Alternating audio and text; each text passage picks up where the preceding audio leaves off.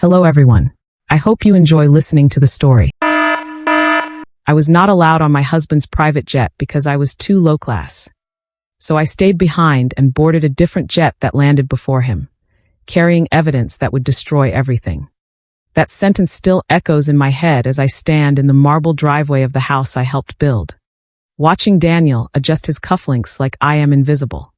His mother stands beside him, her lips curled in that familiar, polished contempt, while a group of investors laugh softly, sipping champagne as if this humiliation is part of the entertainment.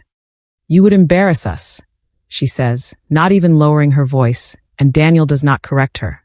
He just glances at me, eyes cold, distant, like I am a stranger who wandered into the wrong life. I feel my fingers curl slightly, nails pressing into my palm, but I do not react. Not yet. The engine of the private jet hums faintly in the distance, waiting for them. For their version of success, for their carefully curated image. I am not part of that image anymore. At least, that is what they think. Daniel steps closer, lowering his voice just enough to pretend this is private. "This trip is important," he says. "High-level people. You would not fit in. Let that sink in. After everything I have done for him, after every silent sacrifice, I am now something that does not fit." I nod slowly, forcing my expression to stay calm, even as something inside me fractures. "Of course," I reply, my voice steady in a way that surprises even me. But then I notice it. A small detail, almost nothing. The flight manifest sitting loosely in his hand. 2 names highlighted. His and another one. Not a colleague I recognize. Not anyone from the firm. A woman's name. My stomach tightens, not with heartbreak, but with clarity. Red flags do not appear out of nowhere. They build quietly, patiently, until you are forced to see them. The late nights. The locked phone. The sudden obsession with privacy. I should have seen it sooner. But now I do. He walks away without looking back, joining his mother and the others as they head toward the waiting car that will take them to the airstrip. Laughter follows him, light and careless, as if nothing has just shifted. I stand there alone, the silence wrapping around me like a warning. Most people would cry. Most people would beg. I do neither. Instead, I reach into my bag and take out my phone, my hand steady, my mind already moving 3 steps ahead. I dial a number I have not used in years. When the call connects, I do not hesitate. "I need a jet," I say quietly, "and I need it to leave within the hour. Because I am not staying behind. I am just taking a different route. And for the first time, I am not following him. I am hunting the truth he thought he buried, and I can already feel it rising to the surface. Sharp and unforgiving, like something that has been waiting far too long to be seen." The private jet I charter lands just before sunset. The runway glowing gold under a sky that looks too peaceful for what I am about to uncover. I step down slowly, heels clicking against the metal stairs. My reflection briefly flashing in the polished surface of the fuselage. I look composed, calm, untouchable. No one here knows who I am, and that is exactly how I want it. The resort stretches out ahead like a fantasy, glass walls, infinity pools, staff moving with rehearsed precision. This is the world Daniel said I did not belong to. I walk straight into it without hesitation. At the front desk, I give a different name. The receptionist smiles politely, completely unaware that I am here to dismantle a life, not enjoy a vacation. Within minutes, I have a room overlooking the ocean, directly across from the private villas reserved for elite guests. I do not need to ask who is staying there. I already know. I drop my bag, do not even sit down, and head back out, my pulse steady, my mind sharp. Every step feels calculated, like I have crossed a line I can never uncross. But there is no fear left, only focus. I spot him near the infinity pool. Daniel is laughing, really laughing, the kind of laugh I have not heard in months. It cuts deeper than any insult. And then I see her, younger, effortless, draped in a silk cover-up that probably costs more than most people make in a month. Her hand rests on his arm like it belongs there, like I never did. I stop behind a column, just out of sight, my breath slowing instead of speeding up. This is the moment most people would break. I do not. I watch. "You worry too much," she says, her voice light, teasing. "Your wife will never find out." Daniel smirks, shaking his head. She would not even understand what she is looking at. She is convenient. Nothing more. Convenient. The word lands like a blade, but I do not flinch. My hand tightens slightly around my phone as I lift it, angling the camera just enough. I capture everything. The touch, the tone, the truth. This is not suspicion anymore. This is confirmation. Clean. Undeniable. But as I stand there, recording the quiet destruction of my marriage, something unexpected happens. The pain does not grow. It fades, replaced by something colder, something far more dangerous. I follow them at a distance as they move toward one of the private lounges. They do not notice me. Why would they? In their world, I do not exist. Inside, the lighting dims, conversations soften, and money flows through the air like oxygen. I take a seat at the bar, turning slightly, so I can still see them reflected in the mirror behind the bottles. Their voices drop, but not enough. We finalize everything tomorrow, Daniel says, leaning closer to her. The investors are ready. Once the transfer clears, it is done. And the accounts, she asks. All offshore. Clean. No one can trace it back. My fingers freeze for half a second. Then I press record again. This is no longer just betrayal.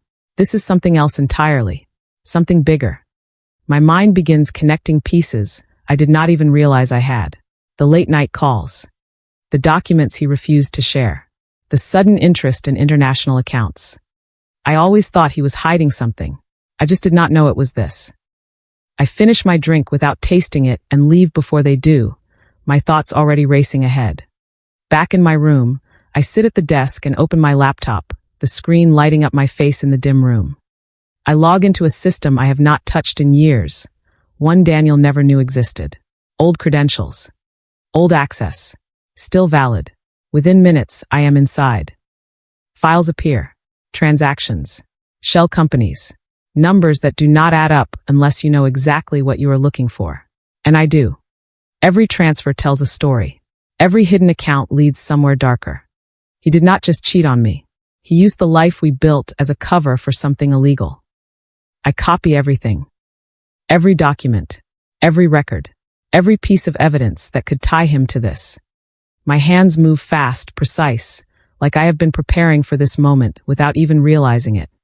I back up the files twice, encrypt them, send one copy to a secure contact. If anything happens to me, this does not disappear. Neither does he. My phone buzzes suddenly, lighting up beside me. Daniel. I stare at his name for a moment before answering.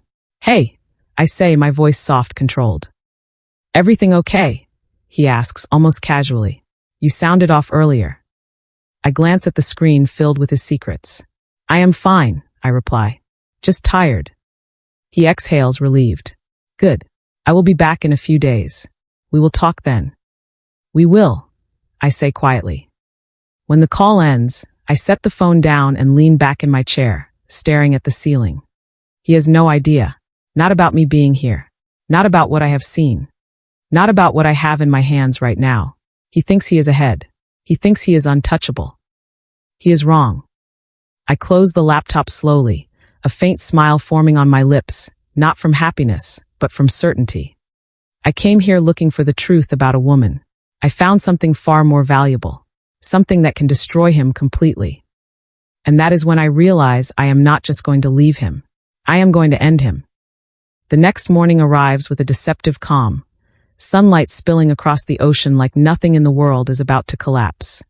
I stand in front of the mirror, adjusting the silk dress I chose carefully, something elegant, something undeniable. Not the version of me they dismissed. Not the woman they thought they could hide. Today, I do not blend in. Today, I take control. I step out of my room with a steady breath, my phone, my evidence, and a plan that has already locked into place.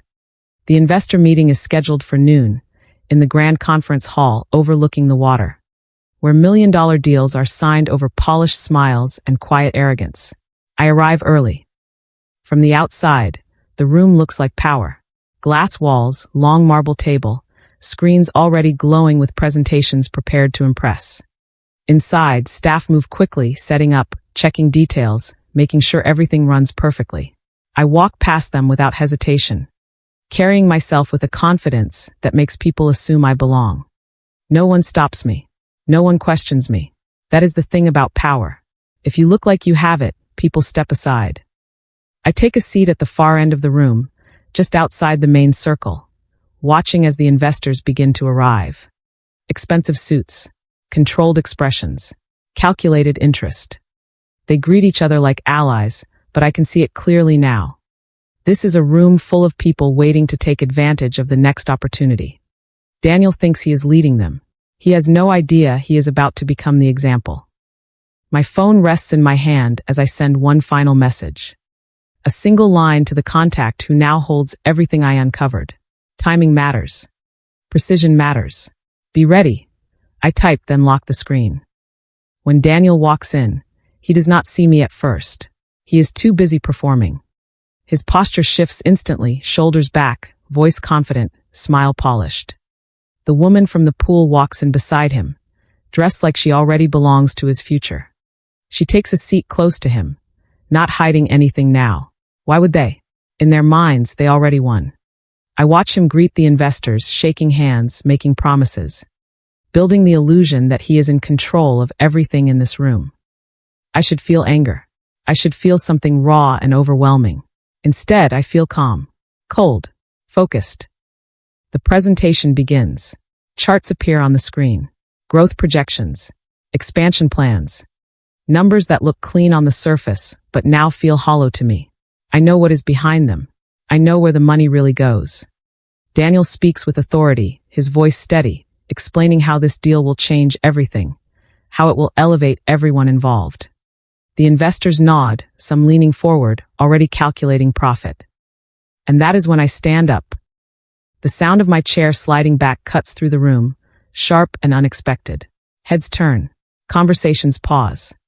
Daniel's voice falters for just a second before he looks in my direction, confusion flashing across his face. For a brief moment, he does not recognize me. And then he does. "What are you doing here?" he asks, the confidence in his voice cracking just slightly. I do not answer immediately. I walk forward instead, each step deliberate, measured, until I am standing at the center of the room, where he thought he owned the space. The woman beside him stiffens, her eyes narrowing, trying to place me, trying to understand why I am not backing down. "You said I did not belong here," I say calmly, my voice carrying through the silence. "I just wanted to see what this level looks like." A few of the investors exchange glances, sensing something is off. Daniel forces a tight smile. "This is not the time," he says under his breath. "We will talk later." "No," I reply just as quietly. "We will not." I reach into my bag and pull out a small device, connecting it to the main screen before anyone can stop me. For a split second, nothing happens. Then the presentation disappears. The first image appears. It is him, by the pool, laughing, her hand on his arm. The room goes still. Someone shifts in their seat. Another investor leans forward, eyes narrowing. Daniel steps toward the screen, his face draining of color. "Turn that off," he says, his voice low, controlled, but there is panic underneath it now. I do not move. The video continues. His voice fills the room. Clear. Undeniable. My wife is convenient. Nothing more. A murmur spreads across the table. The woman beside him pulls her hand away like she has been burned. Daniel turns toward me, anger rising, but it is too late. I tap my phone again. The next set of files appears. Transactions. Offshore accounts. Shell companies. Numbers that do not lie. The room shifts completely. This is no longer gossip. This is risk. Real risk. One of the investors stands abruptly. "What is this?" he demands. Daniel shakes his head quickly. "This is taken out of context," he says, his voice louder now, desperate to regain control. "You do not understand the structure." "I understand it perfectly." I cut in, my tone steady, almost calm. "You moved funds through unregistered accounts. You hid them offshore. You planned to finalize the transfer today." Silence. Heavy. Crushing. And then the doors open. Two officials step inside, followed by security. The shift is immediate. Final.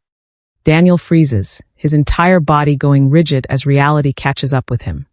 The investors pull back, distancing themselves instinctively, like he is something toxic.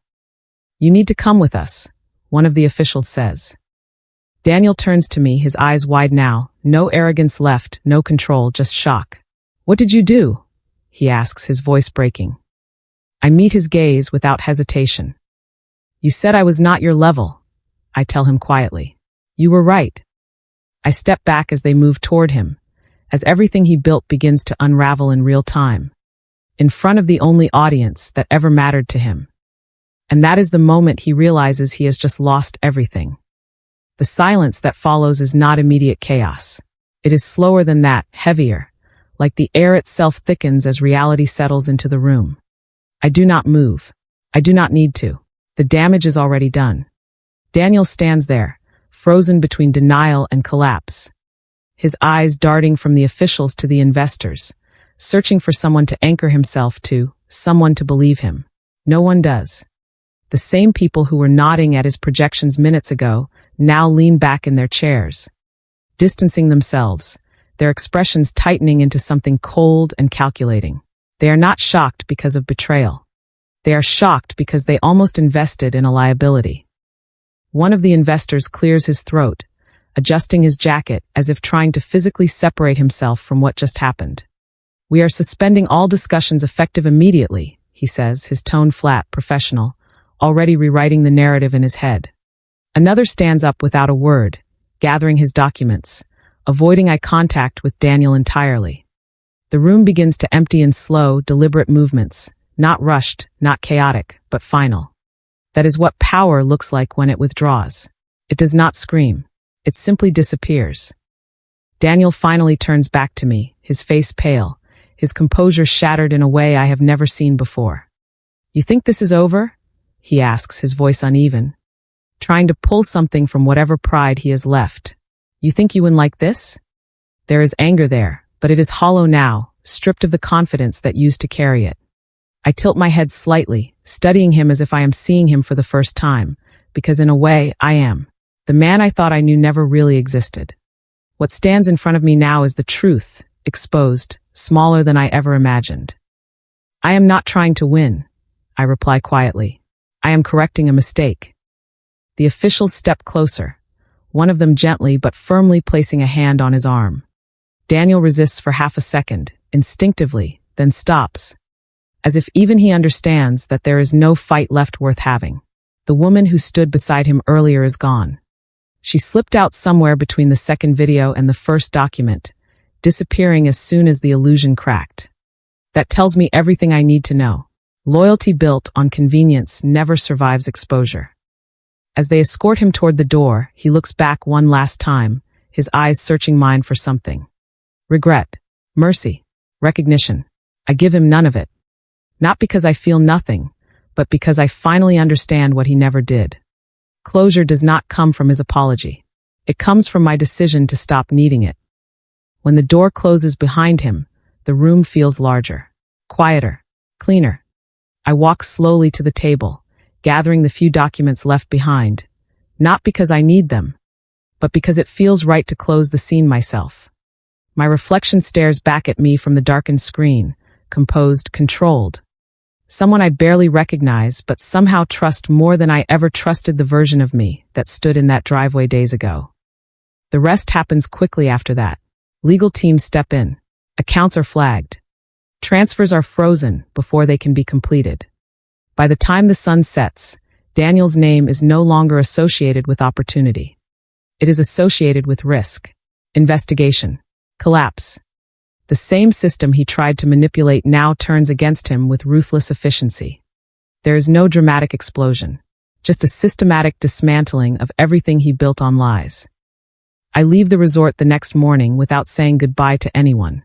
There is nothing left to say. The staff nod politely as I pass, unaware that anything unusual has happened.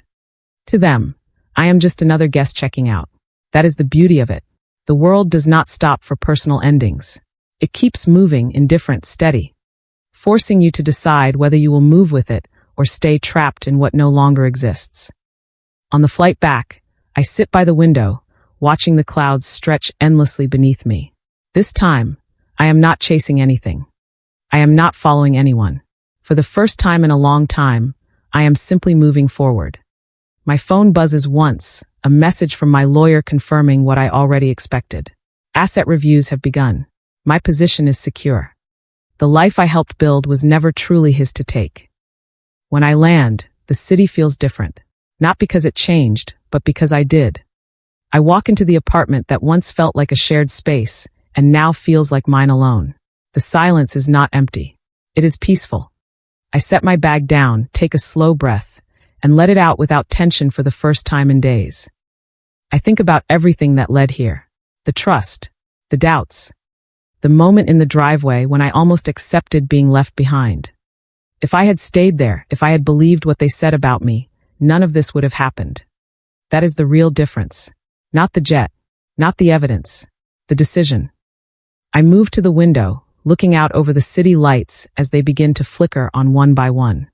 Somewhere out there, Daniel is trying to hold on to whatever is left, trying to make sense of how everything slipped through his fingers. I wonder if he remembers the exact moment he decided I was not enough. I wonder if he understands now that it was never about class or status or image. It was about underestimating the one person who knew him best.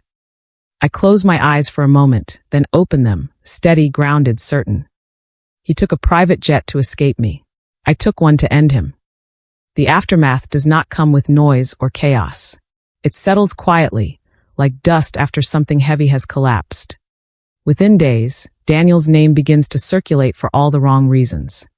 Not in headlines at first, but in conversations behind closed doors, in emails marked urgent, in calls that suddenly go unanswered. Deals disappear. Accounts are locked. People who once chased him now avoid even saying his name. That is how a reputation dies. Not with a bang, but with absence. The woman who stood beside him at the resort is nowhere to be found. She vanishes as if she never existed, taking her carefully curated charm with her, leaving nothing behind but proof that she was never loyal to begin with. I hear updates through my lawyer, never directly. I do not need to see him to understand what is happening. Investigations move forward. Financial records are examined line by line. Every hidden transaction becomes another weight pulling him down. He tries to respond at first, to defend himself, to explain. But explanations mean nothing when the evidence is clean, precise, unforgiving. The same precision he once used to hide everything now exposes him completely. There is a certain symmetry in that, a quiet kind of justice that does not need to announce itself.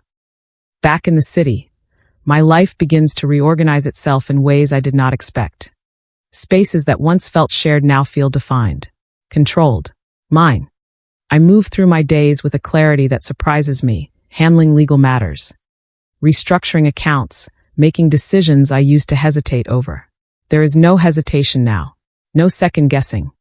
The uncertainty that once followed me has been replaced by something steadier, something grounded in the simple fact that I finally see things as they are. One evening, I receive a message from an unknown number. I do not need to open it to know who it is. I stare at the screen for a moment, then delete it without reading. Closure is not something he gets to give me. It is something I already took for myself the moment I stepped into that room and chose not to look away. That is the difference between who I was and who I am now. I do not wait for permission to move on.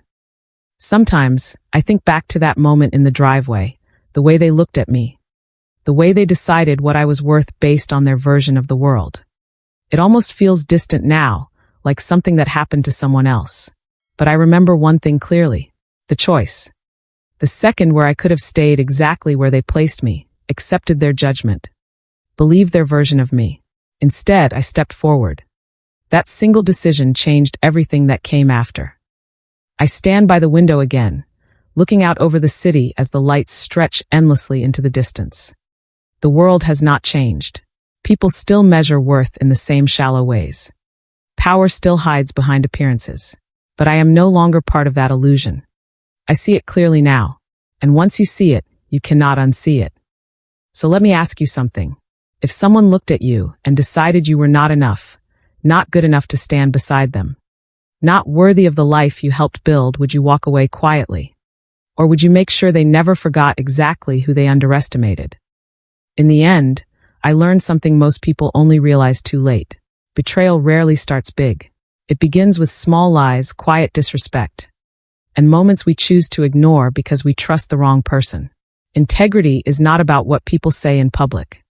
It is about what they do when they think no one is watching. And if someone can lie easily, they can destroy everything just as easily. The real lesson is simple. Never ignore red flags, and never let anyone define your worth. If this story made you feel something, stay with me. Subscribe so you do not miss the next story. Like this video if you believe karma always finds its way back. And tell me in the comments what would you have done in my place.